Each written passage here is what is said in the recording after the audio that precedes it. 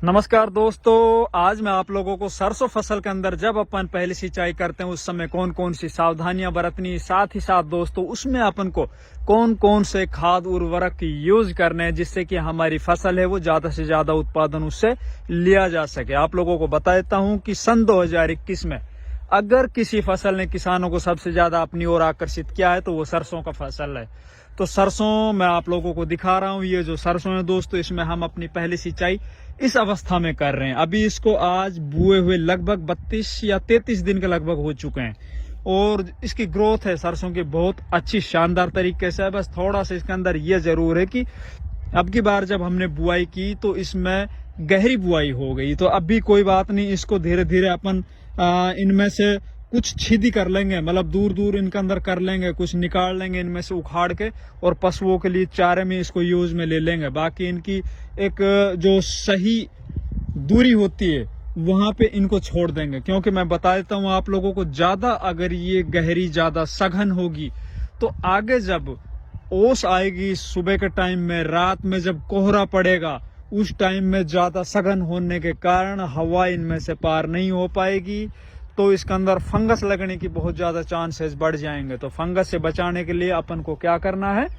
ज्यादा गहरी सरसों नहीं रखनी, अपन को एक सीमित दायरा, मैं अगर आप लोगों को एक पैमाना बताऊं तो लगभग 1 फीट के ऊपर एक पौधा होना चाहिए। 1 फीट बाई 1 फीट में एक पौधा होना चाहिए।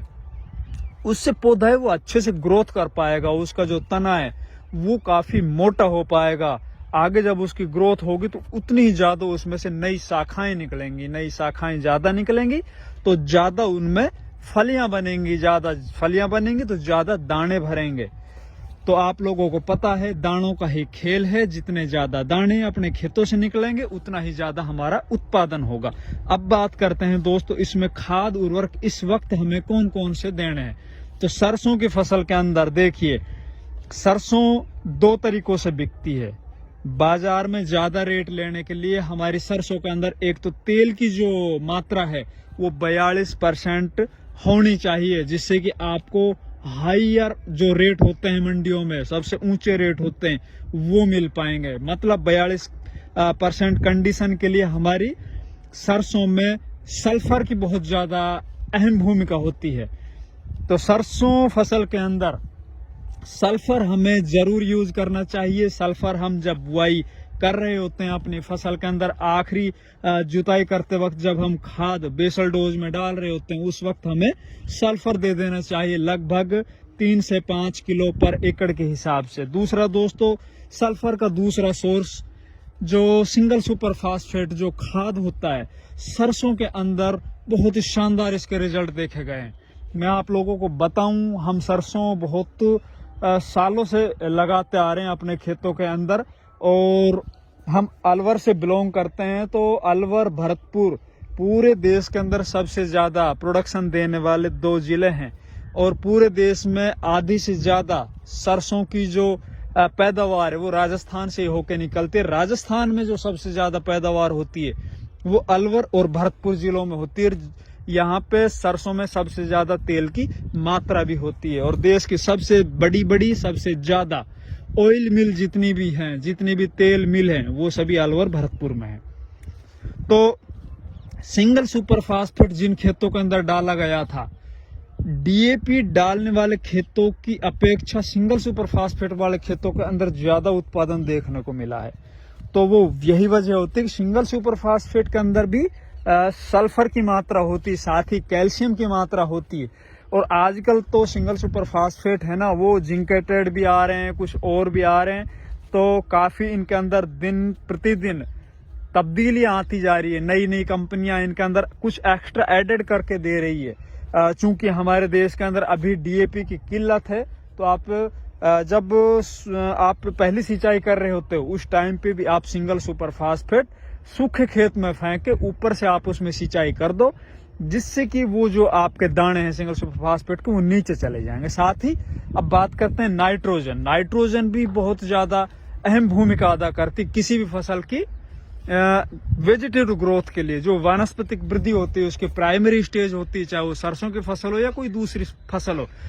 तो दोस्तों अपन चूंकि अब सरसों की बात कर रहे हैं तो इसके अंदर नाइट्रोजन की आवश्यकता बहुत ज्यादा है, तो नाइट्रोजन हमने शुरू में बेसल डोज में जिन किसान भाइयों ने 20 किलो या 25 किलो पर एकड़ के हिसाब से दे दी, बहुत अच्छी बात है।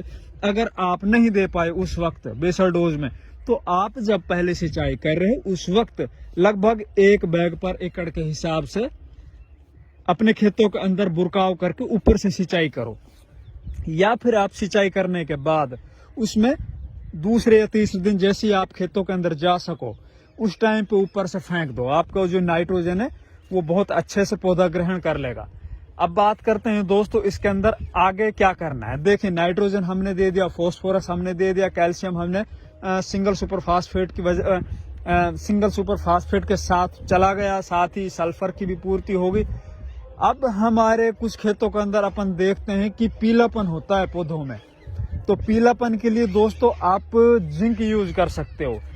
जिंक यूरिया में मिला के आप 21% दो या 33% दो, लेकिन आप जिंक दो सिंचाई से पहले। जैसे आप शाम के वक्त सिंचाई कर रहे हो, सुबह के वक्त सिंचाई कर रहे हो, तो सिंचाई से पहले आप सूखे खेत के अंदर जिंक डालो, चाहे वो यूरिया में मिला के डालो, मिट्टी में मिला के डालो, या जैसे भी करो आप, तो डाल के ऊपर से आप सिंचाई करो जिससे कि जिंक है पौधे की जड़ों में चली जाए। अब बात करते हैं दोस्तों, अगर हम इस तरह से 21% या 33% जिंक नहीं दे पाए तो कुछ कंपनियों के चिलेटेड जिंक आते हैं, उनके आप ऊपर से फोलियर स्प्रे कर सकते हो।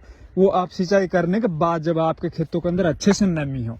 अब बात करते हैं इसके अंदर और अच्छे से उत्पादन लेने के लिए हमें कुछ और कौन कौन से काम करने होंगे, तो मैं आप लोगों को बता देता हूं। आप लोग इसके अंदर NPK 19-19-19 1 किलो पर एकड़ के हिसाब से अपने खेतों के अंदर स्प्रे कर दीजिए। जब आप सिंचाई कर चुके होते हो, आपके खेतों के अंदर अच्छी नमी होती उस वक्त, फिर देखना दोस्तों, आप 1 सप्ताह बाद आपकी जो फसल है बहुत ही शानदार खिल उठेगी, बहुत ही शानदार उसके अंदर ग्रोथ आप लोगों को दिखाई देगी। और निश्चित तौर पे मैं बताऊं आप लोगों को, अगर सही से आप अपनी फसल को लेके चलते हो तो 1 एकड़ से आप 30 से 32 या 33 मण, 1 मण 40 किलो का होता है, आप आराम से इतना उत्पादन ले सकते हो। तो दोस्तों इसके अंदर आप ये सब काम कर लीजिए। ये काम करने के बाद आप जब दूसरी सिंचाई का टाइम आएगा उस वक्त अगर किसी के खेतों के अंदर कोई डेफिशिएंसी आती है नाइट्रोजन की, फास्फोरस की या किसी और पोषक तत्व की, तो आप दूसरी सिंचाई जब करो उस वक्त उन सब की पूर्ति कर देना।